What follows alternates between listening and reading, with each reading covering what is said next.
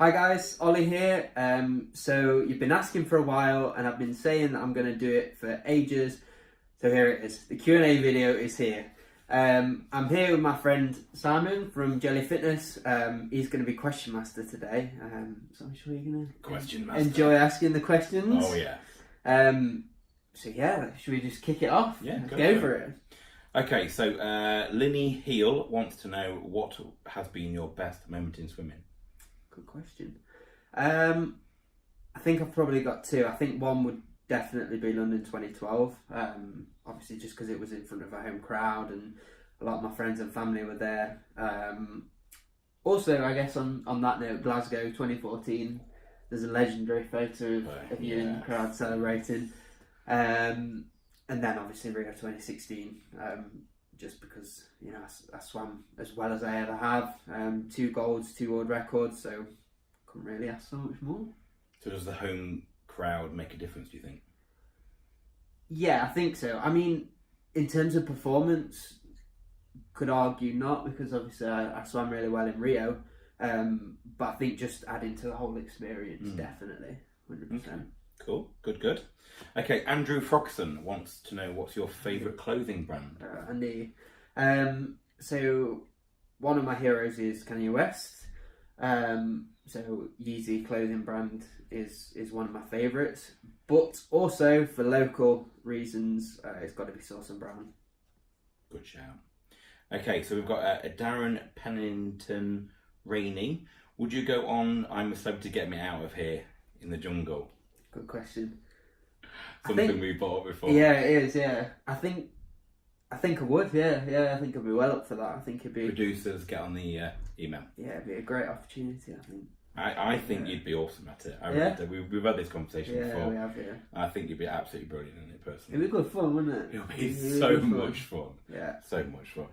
Okay, now we've got Rachel Poley. What words of advice would you give to a teenage swimmer who has got some tough competitions coming up but still has to keep up with schoolwork and training? How did you keep motivated and still enjoy the sport? That's a really good question. That is a good question.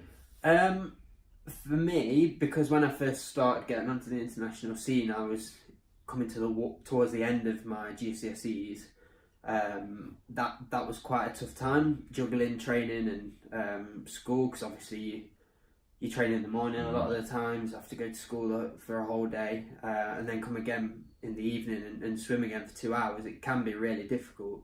And I think one thing that I would advise young swimmers to do is to kind of, I guess, have a bit of a diary, a bit of a calendar to your days. Yeah.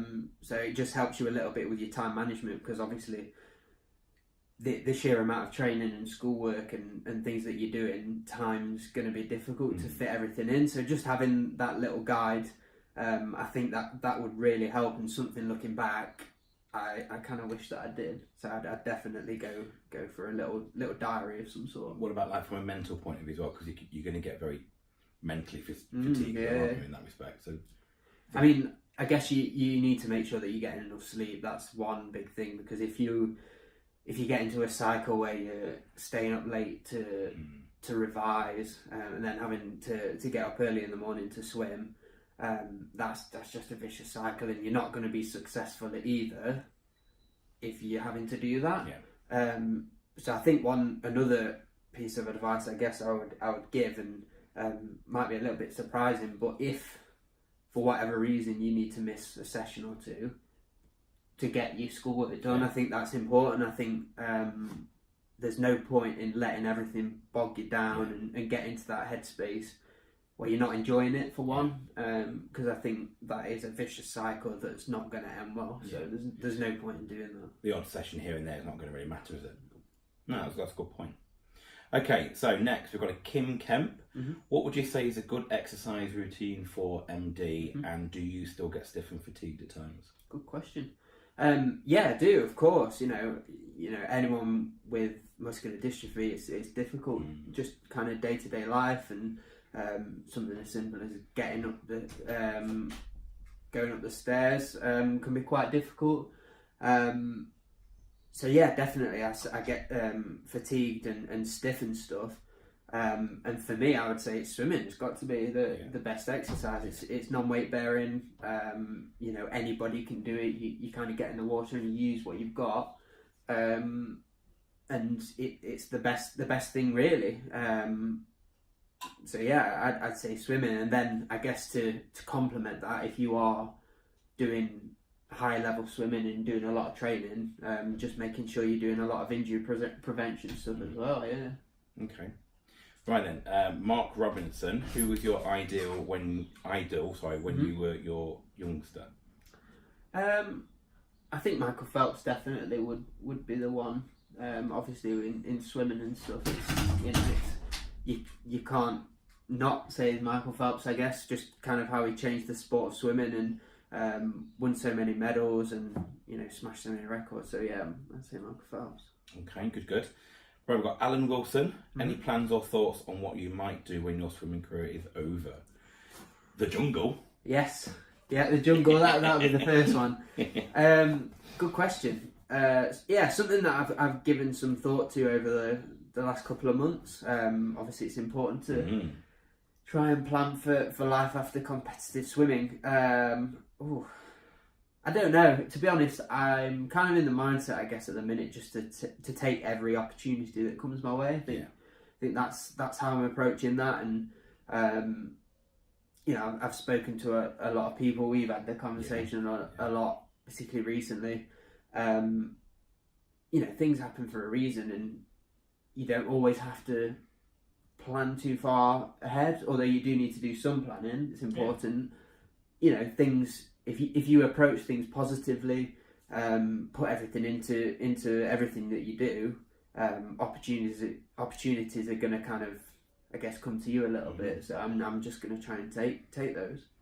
Ideal. Producers for I'm a Celeb. Okay, so Andrew Henson, would you ever consider being on any TV programs that is not sport related, like Strictly Come Dancing? Good question. There's a theme to this. Yeah, there is. Yeah, the people want to see it.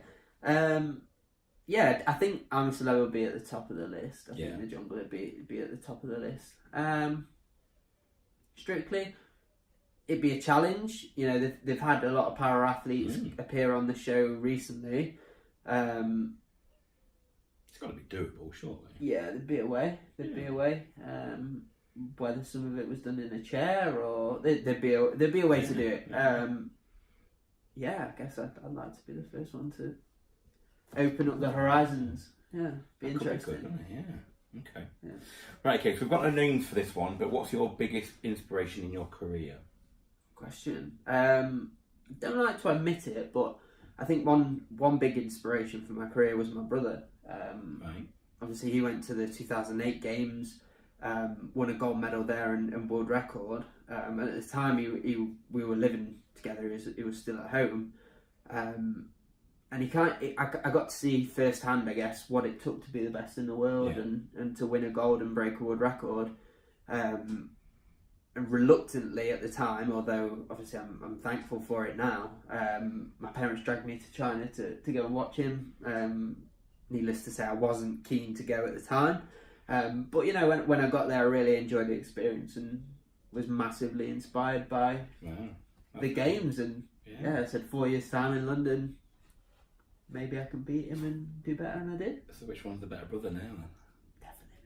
Definitely. My CV in swimming's kind of taken over this, which is a nice little bragging right. I love that. Okay, and finally, how has swimming affected your fashion and style? Different question. Very different question.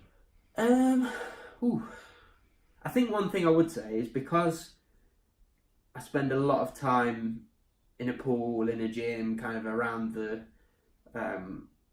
exercise kind of environment. When I go away from that, I like to make the most of it. I think that would be one thing.